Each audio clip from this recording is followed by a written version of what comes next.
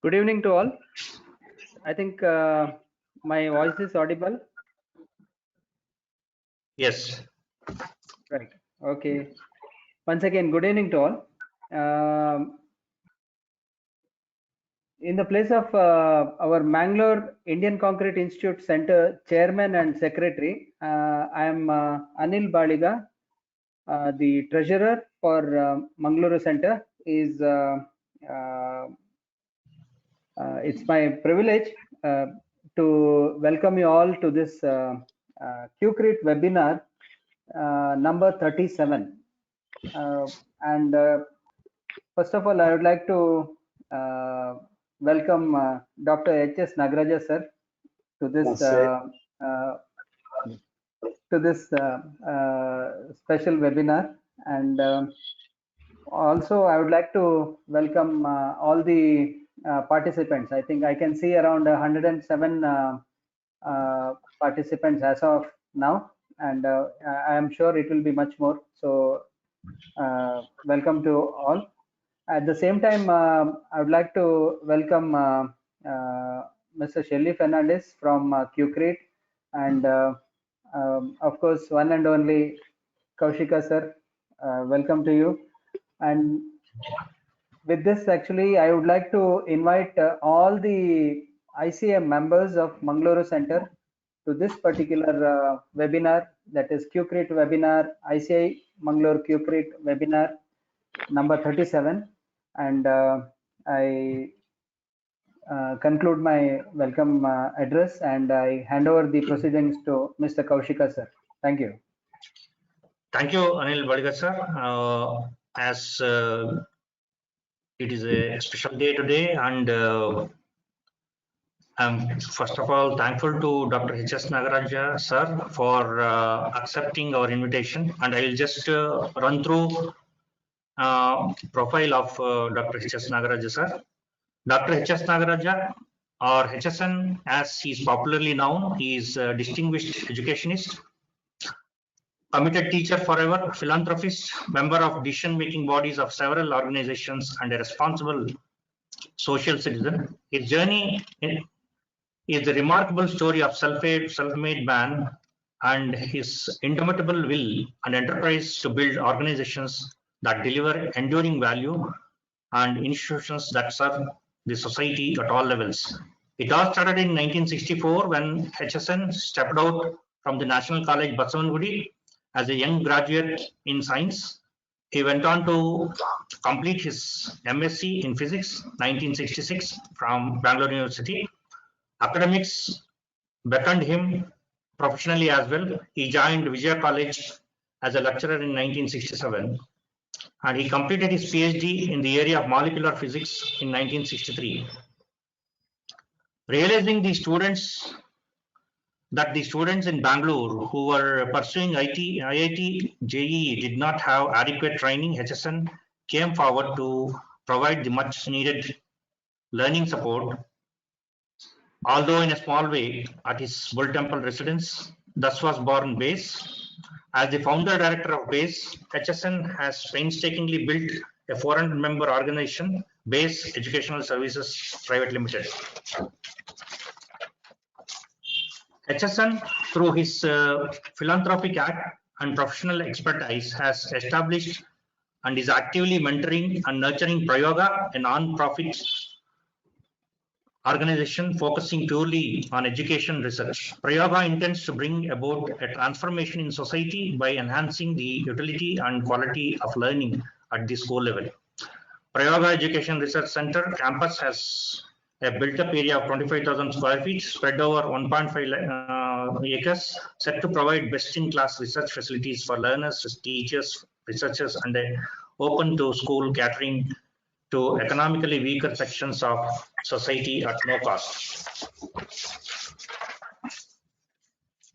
Dr. HSN has served as a member of Karnataka Science and Technology Academy, Department of Science and Technology, Government of Karnataka. He has been contributing significantly to the objective of promoting science and science education in Karnataka.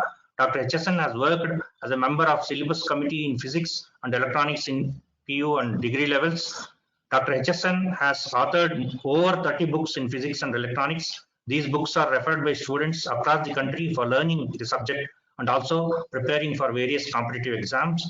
Dr. HSN's commitment to delivering social responsibilities to are exemplary. He is founder trustee of Sri Shankara Cancer Foundation, Bangalore, where he has played a catalytic role in growing the organization. Sri Shankara Cancer Hospital is a 320-bed hospital that offers cancer treatment.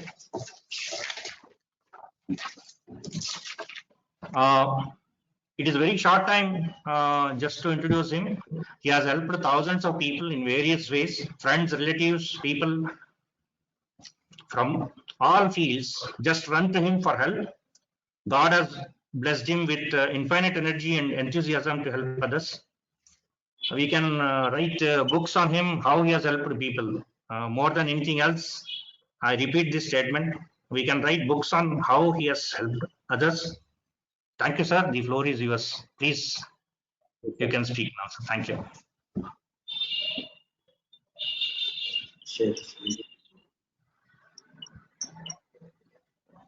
Hello, good evening, everybody. A warm welcome to this session where I should say I've been lucky to be invited. This is a group of, I think, academicians and practicing civil engineers and other specialists in the area of construction industry. I'm actually an alien to this field. However, when I was told by Mr. Kaushik that I should speak on this occasion, though not comfortable, I couldn't refuse his affection and the invitation, and that's the only qualification for me to talk today to this elite audience or participants who are from various fields. When I say academicians, I'm sure there should be people who have been teaching civil engineering and so on and so forth in universities, colleges, and so on, practicing engineers in this field. However, as a teacher associated with basic science teaching and research, I think I will open my heart and say what I felt like all these years. This has been my 55th year in the profession. Started my career in '66. So that's the only qualification. Long duration is what probably gives me eligibility to speak. So as typically stated, you can pick whatever you think is tolerating and leave the rest. Let me start off with the basic idea of what education means to me. The title has been Education, Past, Present, and Future. Education is a vast subject, and no one can talk in a short period like this on education with this kind of a hold-all kind of title. It is so vast that it takes years and years and years to sort of give a meaningful picture. But in the context of what happens in the normal academic institutions, and that too in the limited sense of what has happened in the last 100 years and what is likely to happen, I think I have a few experiences and ideas, or maybe wild guesses that I have to share with you. As we all know, education is a fundamental need. We often hear roti, makan, kapda, things like that.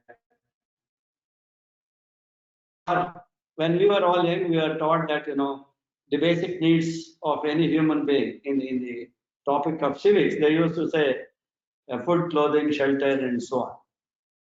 Yes, for the primitive kind of start, these were enough. But we are a societal animal, and we need to transact with the rest of the society apart from our immediate family or the connected people. In that sense, a sort of formal education has become a necessity beyond what one would learn probably at home.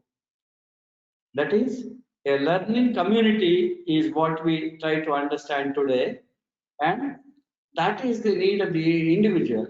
And also, today's society has been undergoing such a fast transformation. Societies have been transforming since times immemorial.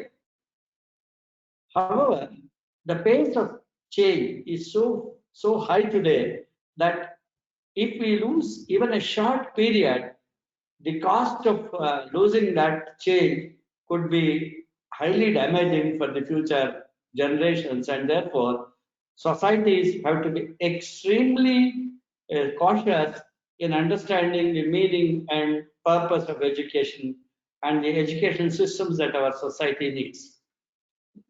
Let's look at these individual elements. Let's look at the bottom of the pyramid. We all need a functional sort of element in the education. That functional element is needed for every one of us. It was needed in the past, it is needed today, and it's needed for tomorrow. Right from writing a letter or talking to somebody or to get into a bus to travel to some place, you need to learn reading, writing, and the way you handle things, the way you respond to people, the way you communicate with them, the processes involved in any kind of activity is absolutely essential for all of us. In that sense, the individual has to live in a society, and he should also be, as everybody expects, be a responsible citizen. He should be socially sensible and forget contributing even to manage one's own self. We need some kind of education. I remember some 20, 30 years back, I read a book where an young, say, author from Europe authored a book where he says, most of what I needed in my life as a youngster or a young boy was provided by my mother. She taught me how to clean the toilet when I use it, how to brush my teeth and clean up my body so that I am not a repellent to anybody around. She also taught me how to sort of deal with people around. I think this is the basic essence of what we need in life. And my mother did it before I was 4. This is how he begins. So our neighborhood, the society, the country, and at large, all are extended forms of this basic behavior, which requires some kind of education. I think though much of it happens in the home, the kind of environment that we face in life during our journey keeps changing. The way you behave, probably behave in the sense, conduct at home may be different from the way you have to conduct in the school or conduct in your workplace. So the individual requires a continuous education to not only deal with his own self and his requirements, but with the society around. And it should be a life of comfort and dignity. If, however intelligent we may be, however good we may be intrinsically, but if we do not know the basic tenets of how to deal with the immediate environment and one's own body, health, and so on and so forth, it will not be a life of comfort and dignity. Therefore, for every one of us, we need a functional part of education, a small slice which tells us or which trains us on how to live for ourselves without nuisance or with comfort and also with dignity. The second important slice here is to understand the intellectual aspect. I go to a workplace, I'm sure I'm hired there or I'm part of a system to contribute to that system. Just as the body requires training for good health or wellness, the intellect also needs a constant upgradation. The way I would behave in a particular kind of task which I am doing could be very different from another kind of task that I take up. Therefore, there is a constant intellectual activity beyond the classroom, beyond what is written in the books. In other words, There is a lot of self-learning which stimulates the intellectual challenges for oneself to better. This is actually the developmental stage.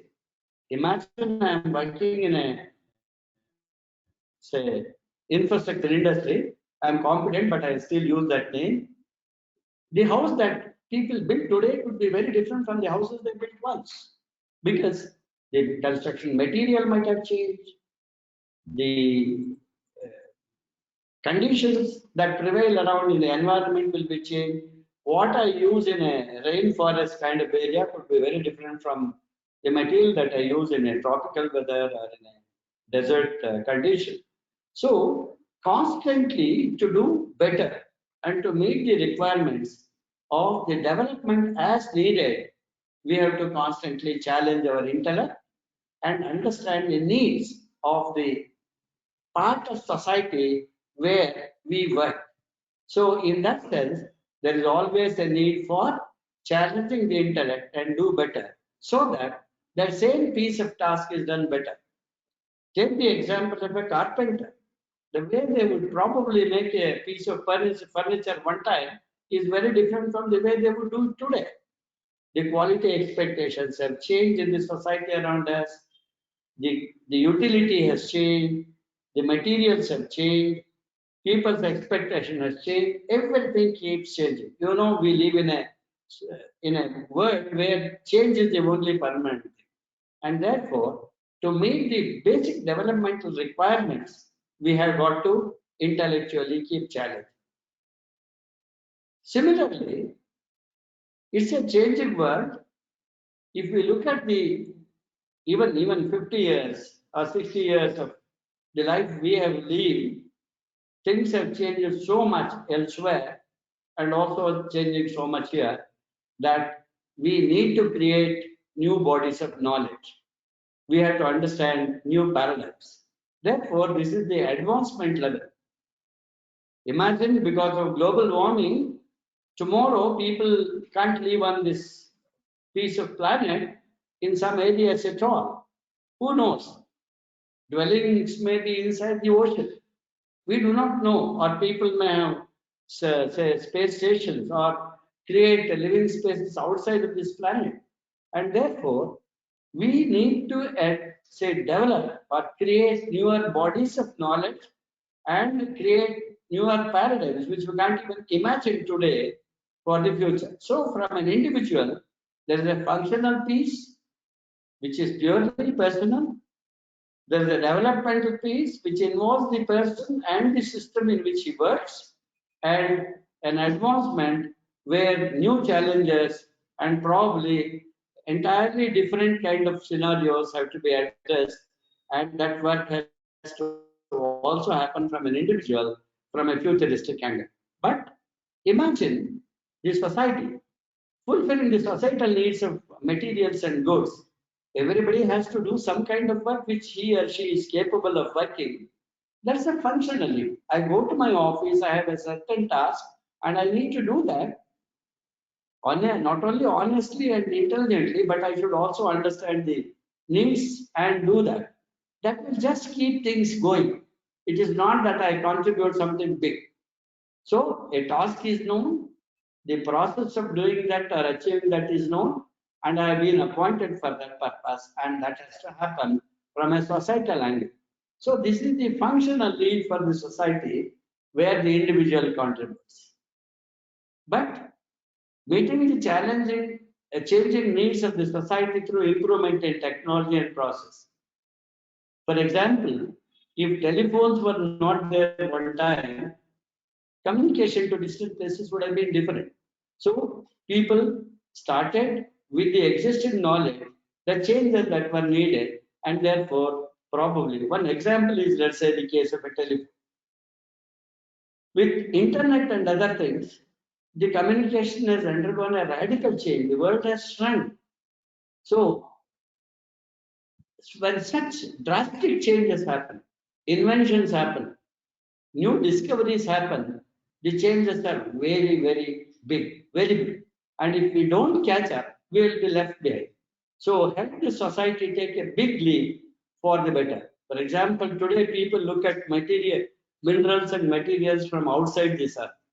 Can we harvest or can we do mining in the Mars? Can we do mining in Moon? This is the kind of language.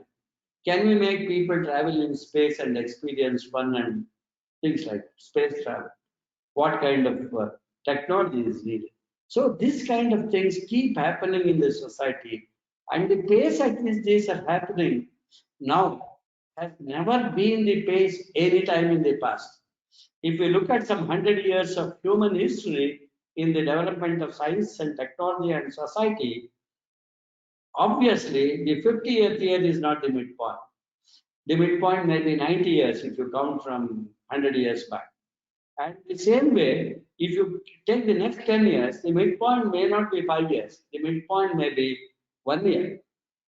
So there is a fast change happening. And the way people learn, when we were young, how the teachers taught was more of giving information enough to manage oneself or enough to do basic developments, and certainly not how societies would change.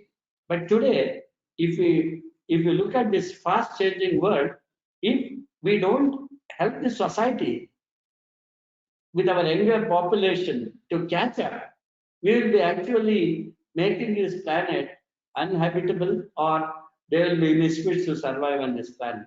Therefore, the society's responsibility is to work extremely futuristic, and that's where the advancement takes an extremely important role in societal change. Let us look at what happened to this country, because we have to look at the past, present, and also a little the future. We know that in the 1700s, the GDP of this country was around 24 to 25% of the global GDP. In fact, India and China together produce close to 50% of global GDP. India alone contributed to 25% of global GDP. We were highly advanced in terms of, say, the societal development. We were in trade, we were in science, we were in technology, we were in medicine. In fact, we all know material science had developed, metallurgy had developed very high in this country one time. In fact, the stupa that you see in Delhi today is a monument uh, for proving how advanced we were in metallurgy, right from alloys to many things. For example, in the past, we were not only big on GDP, right from travel, building ships to navigation to far off countries, India was at the highest. India created knowledge not for its own consumption but for the whole world. India was cradle of knowledge when the Western world was still barbaric and more of hunter, say, gatherer kind of scenarios. That was the condition. India was wealthy. I am not subscribing or trying to advocate any philosophy. If we read the history properly, we know that when the occupation started from the Europeans, we were taught that we were useless. We were completely robbed of our educational systems. In fact, there's a beautiful book. The title of the book is The Beautiful Tree by Sri Dharampa. It gives details of how many schools were there. Every village had a school. And there were universities far bigger than what we see today in this country. And this was not actually sectarian. Every section of the society had the access to education, right from maybe pottery to agriculture to, say, Ayurveda or any other thing. As a matter of fact, we were highly advanced and we were extremely wealthy. Even during Krishnadevaraya's period, we have heard that, pearls, gold, jewelry, diamonds were sold on the streets. You can't even keep safe a piece of diamond at home today. So what happened? We were extremely well educated. We had colleges, schools, universities to cater to all sections of society and to the requirements of all sort of sectors, and India was very, very healthy. Let's see what has happened in the past. In other words, it met functional, developmental, and advanced needs. Under British occupation, all our conventional school systems and universities were destroyed. They very well knew, and they were also told by surveys by their own people, their emissaries who came to this India to study. They said, break the backbone of education. That is how you can control them or you control them. So India was given Western education, that is schools, and probably schools which were aimed at making us not capable of thinking, but become class to serve the rulers. That was that. So education for developmental advancement was completely denied by the British when we were occupied by the British. India was made to depend on the West. We couldn't make studies. The universities were not there. Research organizations were not there. India lost not just the education, but lost its wealth, because wealth creation can happen not by just functional education, but also by developmental and advanced education. We all know about the history of how ISC came into being. When Tata was traveling to England with some piece of stones as minerals to check how good are they for extraction of metals, Swami Vivekananda on the ships asked him one question: how are you sure they are going to tell you whether it's viable to use these mineral samples? Are they worthwhile, or are they profitable too? Then obviously Tata was not too sure how to answer that. Anyway, he traveled, and it's at the instance of Swami Vivekananda and Maharaj of Mysore, the Indian Institute of Science was born. Because Swami Vivekananda's advice is build such institutions in this country. So, development truly began in India after or during the time when the British were about to leave, or much more afterwards. Therefore, India now still has predominantly the functional education and not the developmental and advanced education systems. Post independence, nearly, maybe a little prior to independence, let's see what happened. We not only we had the functional slice of education, but we also got the developmental piece slowly. We got the IAC, we got the IITs, we have got ICES, we have got so many other universities, colleges, and so on and so forth for higher education. So developmental needs were slowly strengthened. See, India can do a lot of things today, certainly at the functional level and developmental level. India is not fully sort of competent at the global level, even in the developmental ability, because the quality of education becomes extremely critical here. I have a piece or a tail piece towards the end of this presentation on what needs to be done for enhancing the developmental slice and also the advanced slice of education thing. So our past, we had all the three pieces: functional, developmental, and advanced. With occupation by the invaders, or whatever we may call them today, we were left with just the functional one. Post independence, we have got a piece of developmental education. But certainly we are completely at a loss in terms of advancement. We have stray instances and we have small pieces in the jigsaw puzzle, not all the pieces. For example, space technology. Maybe we are one of the world leaders at the advancement level. Maybe IT industry. Maybe. So all this came at a very, very high cost. Cryogenic engines were denied to this country. Today we are leaders in space technology, we can rub shoulder to shoulder with the rest of the world and say we are not second to anybody. That kind of thing has come, but it has to come in a lot of other spaces. So we are yet to create the newer knowledge for advancement. Look at the kind of experiments that are happening in certain pockets in the West. People are talking of uploading information into the human brain. Take Elon Musk's experiment and so on and so forth. Just like you are uploading data into a computer, people are saying what happens if I upload a lot of data into the human brain? Or what is consciousness? How has consciousness altered the way we look at things? What is life? A molecule in a petri dish does not behave exactly the same way the same molecule behaves in a living system. So people are working at cutting edge of technology, cutting edge of knowledge.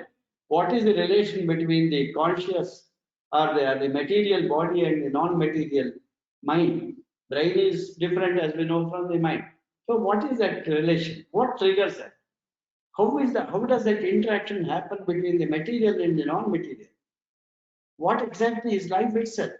This kind of work. See, we have just some evidence in the developmental thing. For example, when I was a 16-year-old boy, the average life expectancy in this country was hardly 38 years, 36 years.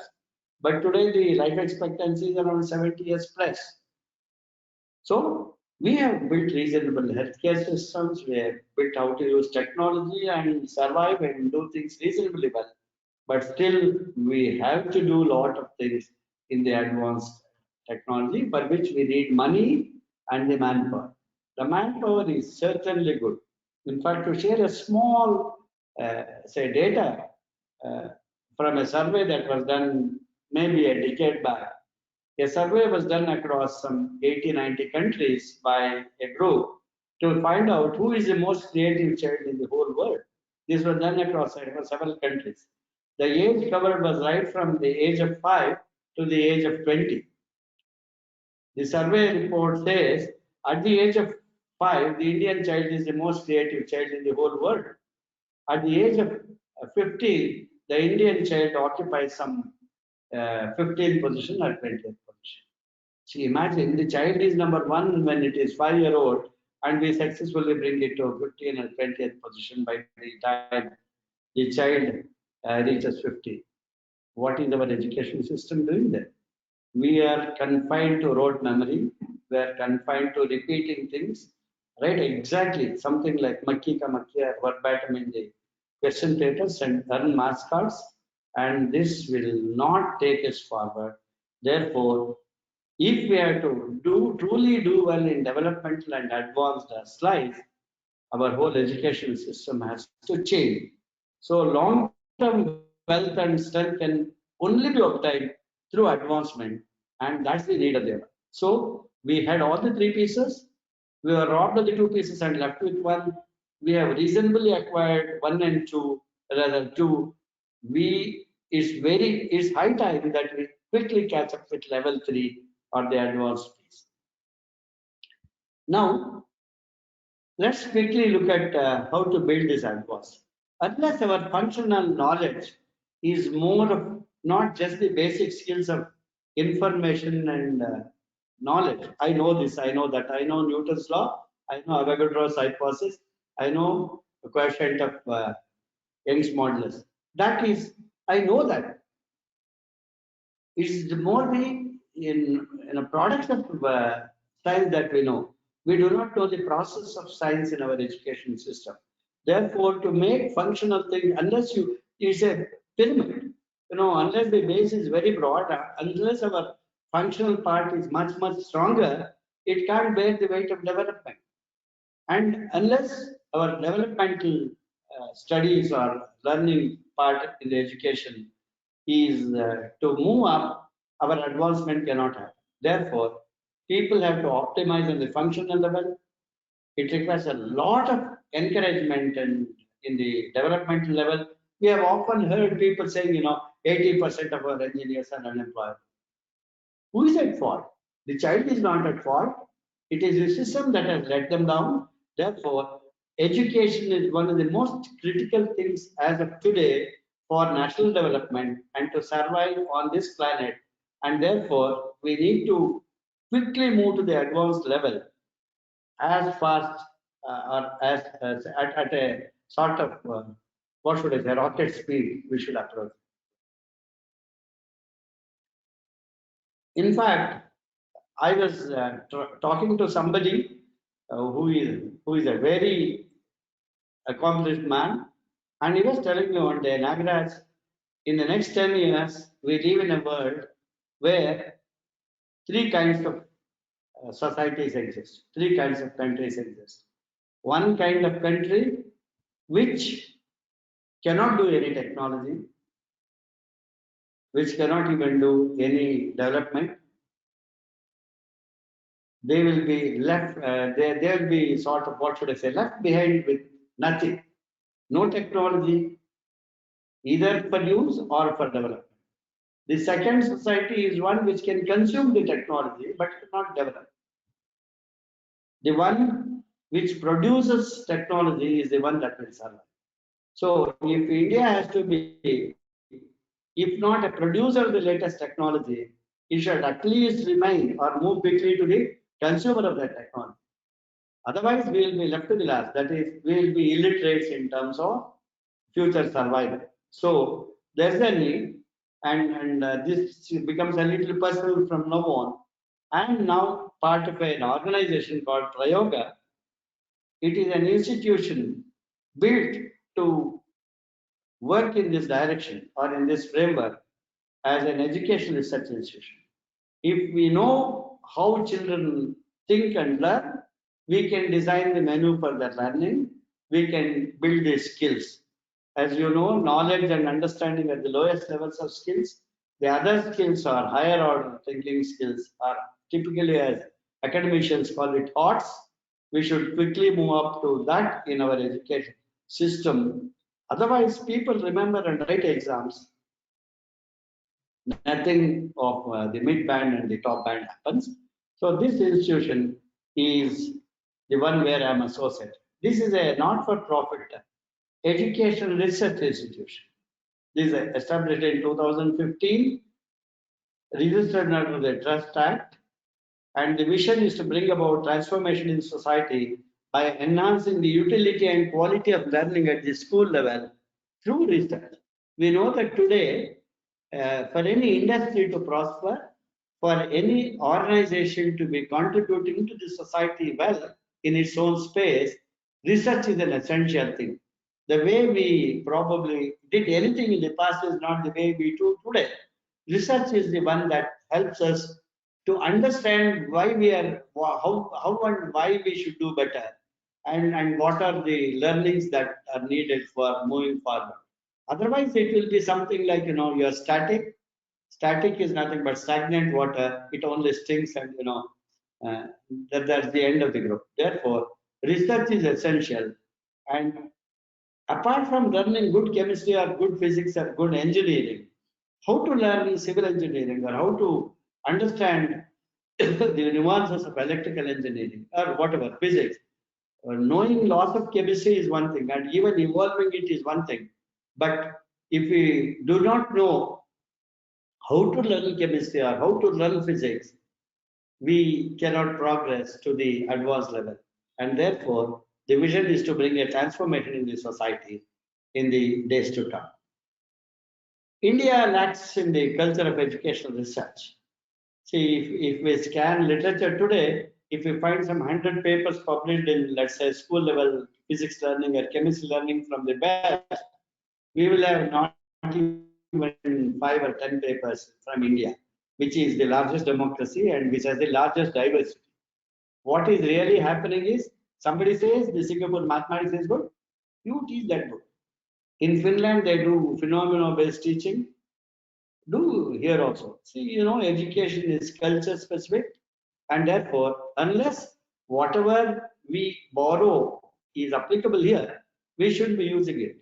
And very often, we revise curricula once in 5 years, 10 years, whatever it is. We look at what is happening all over, put a few topics from there to here and here to there, and we make curriculum. And all of our, say, policies are based on opinions than on research backed data. Therefore, there's no predictability, and we are not taken into account the cultural context. And the purpose of education research by this organization is to address 4 areas. We have to provide the right content. Unless I know what my guest would love to eat, I can't prepare the right menu. The way we learned when we were young is different from the way today's children learn. If I have a problem with my mobile phone and some application, I need my grandson or somebody in my office to help me. So the way today's children think is very different, and therefore, without knowing how they think and how they learn, we are keeping content and we are still sort of happy with, or we are also content with the books that we read. That has to change. Teacher development has to happen. Unless teachers become change agents and help children to convert that knowledge into applications and innovations and creating new bodies of knowledge, the teachers have no roles. Children have so much resource today that they can read and learn on their own. And unless I know how I am evaluated, my learning is limited by, unfortunately, the question papers. I have multiple choice. Even if by chance I take one of those choices, I have 25% chances of getting somewhere. So, what are the new methods? Do we test whether a student remembers and writes the answers for the questions we ask? Or can we evolve a method by which we evaluate what the child knows? Today's evaluation predominantly does not help us to know what somebody knows. We know whether the student knows the answers for the 5 questions and 6 questions we have given. And the pedagogy, what method is more suitable in today's context? Should it be hands-on? Should it be technology-driven, say, simulations and say testing and so on and so forth? So there are several methods of pedagogy developed by the researchers, education experts, and technologists. We should be able to do a thorough understanding of all this for the future. And education research, we are basically trying to look at this. It should help the education research community to add to global knowledge and education. That's the task for the research community. Education boards should evolve better policies and guidelines. For that, we need a lot of data. That data comes from children in the schools. Therefore, academic processes have to be improved, and delivery capabilities of the children have to be enhanced, vastly enhanced. Then teachers have to improve the practices of teaching. See, what worked yesterday does not work today. And students are ultimately the bottom of the pyramid. If they can only remember and write what they were taught, they cannot think any new situation. Let us all understand that what methods we adopt, how we work today in our professions are not what we learned sort of in the classroom. They form the basis. For example, it's something like the foundation, but all the superstructure is because of self-learning and understanding the changes and the way they are all happening around us. And it's a shrunken world today. You know, what's happening elsewhere reaches this place in no time. Therefore, children should be better learners. They should be able to understand and evolve their own methodologies, and it should be completely their experience. Unless they are able to solve real life problems, students contribute nothing to the society, and therefore the primary focus is students, but all these are enablers.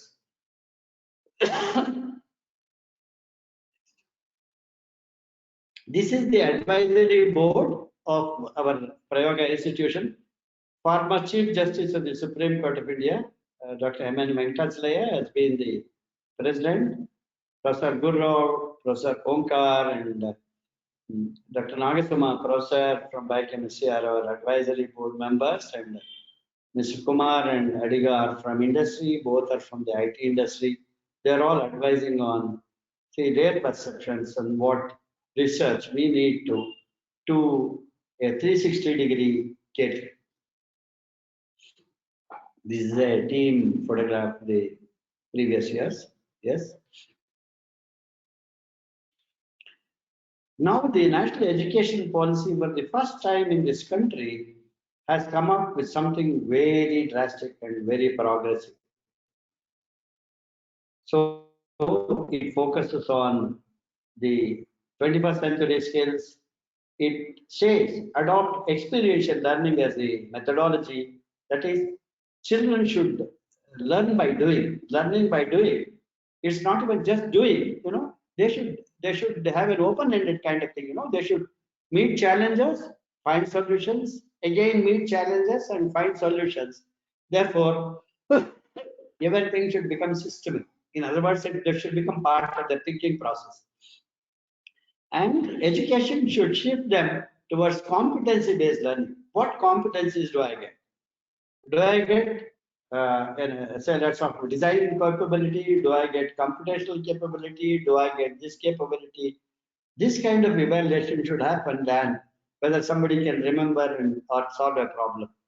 Align assessments with learning outcomes and capabilities. See, now learning assessment has to evaluate the capabilities. Whether somebody has acquired this capability or not is what has to be tested. Not whether he studied 3 chapters in chemistry or 4 chapters in chemistry and biology or biology.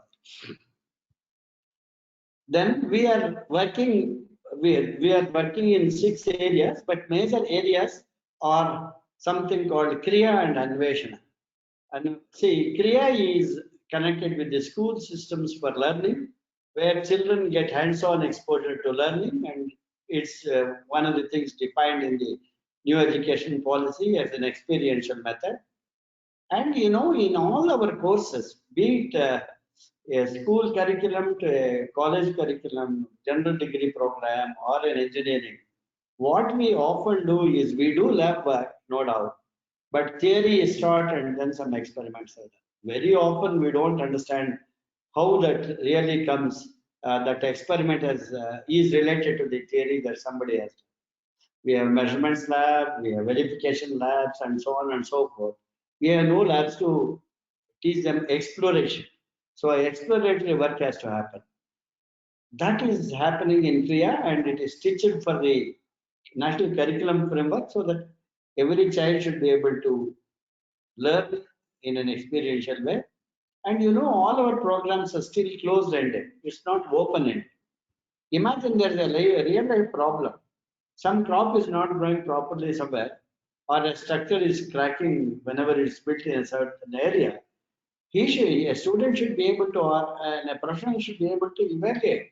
It's an open-ended thing. The problem is not completely clear. One has to study, understand the problem, define the problem, look at the causes as to why a certain thing is happening that way, and how to ensure that reason. So do a lot of experiments, collect data. It's something like a jungle trek. You do not know what challenges. Where is the tiger? Where is the elephant? Where is the snake? Say jumping on you. You don't know. And how do you reach your destination is also not very, very clear. Therefore, at every step there is challenge. You should, by your experience, evolve a methodology and find a solution and finally reach the destination.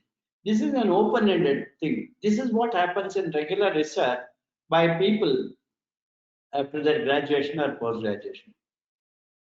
There are only about 6 or 7 countries which have tried this on school level children. Ours is one organization where the fast learning, I don't say bright and weak, every child becomes bright when it gets the opportunity. So they are actually working on research projects with a research methodology course and the course work, and then taking up projects just like graduates and postgraduates. And they are likely to, at least as of today, it appears clear that they can publish papers in journals. The other is flipped class, where blended learning can happen. Children are given some inputs here and they study, they come back, the teacher interacts with them. So these are some areas where we are working. And in the Kriya or the experiential learning, we have studied it already and done some beta testing so far. And because we do not have say lot of data, we go forward to do more research in the next years. And instead of teaching process, say products of science like Newton's laws or Avogadro's hypothesis, we teach the process. How to think and acquire learning capabilities is what is. See how Newton evolved those laws is what the children also should acquire and apply to new situations. So we follow what's called as a standard model called Bloom's taxonomy, and this is adopted for children from class 6 to 10. Our center provides this facility absolutely for free to the deprived, say, section of society.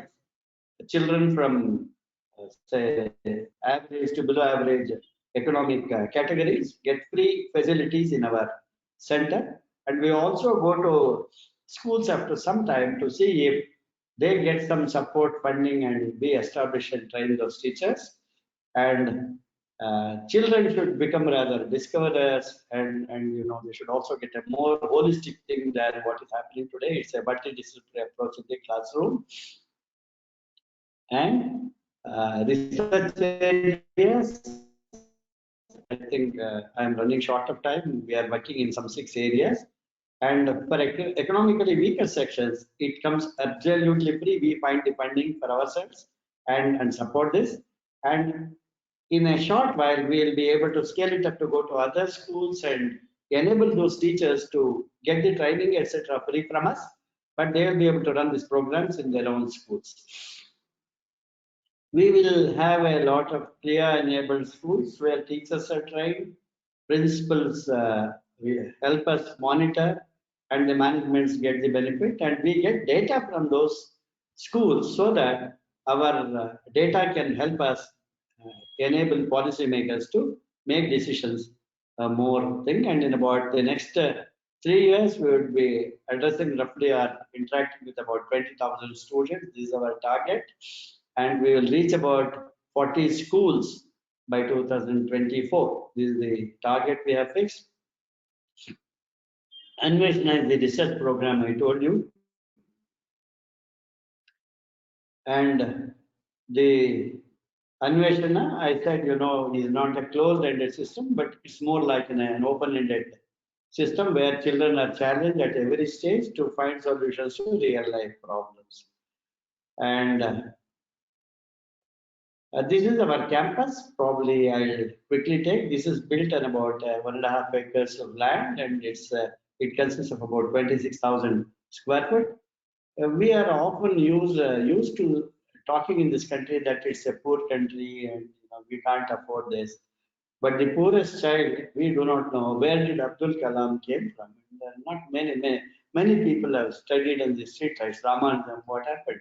So we have world-class brains, but the pride of this country and the genesis should also come.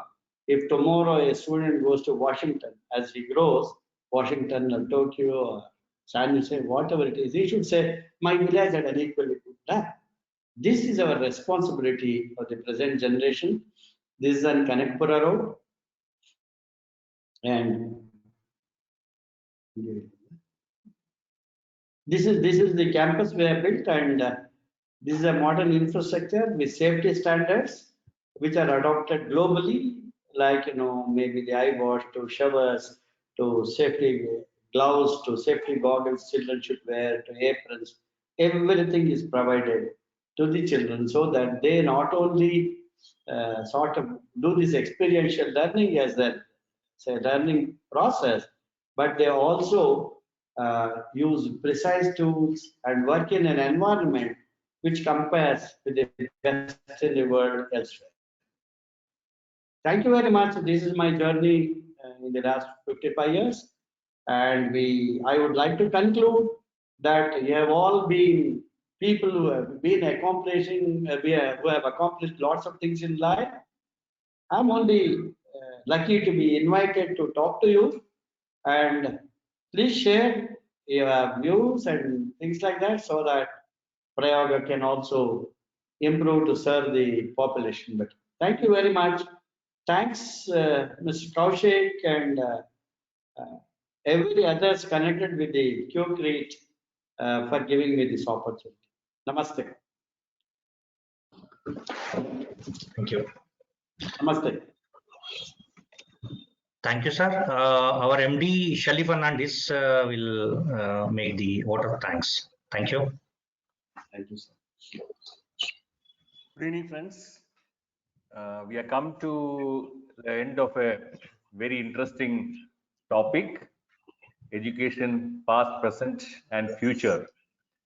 Today's topic is a bit a deviation from our regular topics in construction and concrete, which is very close to our heart actually. But definitely this particular topic has given us a real-time look into the past, present, and future as the topic has suggested actually. And it was delivered by none other than our experienced academician. By his experience itself shows from his talk actually. And it was delivered by